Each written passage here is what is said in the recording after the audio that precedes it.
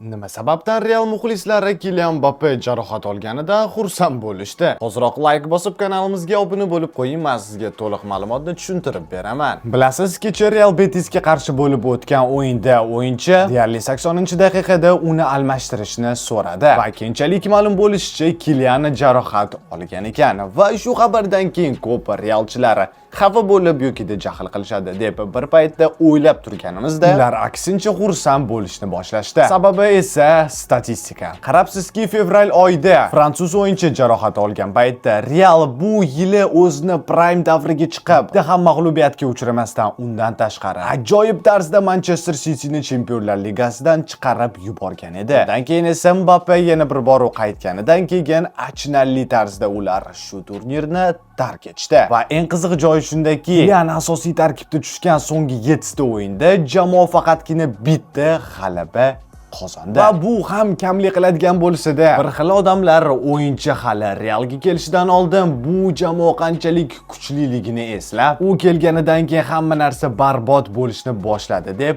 aytishni boshlashdi. Xo'sh, sizningcha jamoa yomon o'ynashiga rostdan ham diktatorning aybi bormi? Krizni albatta izohlarda yozib keting. Eng qizig'i, hozirda jamoa endi yozda o'ziga top hujumchi olib kelmoqchi. Va bu kimligini bilmoqchi bo'lsangiz, albatta Telegram kanalimizga obuna bo'ling.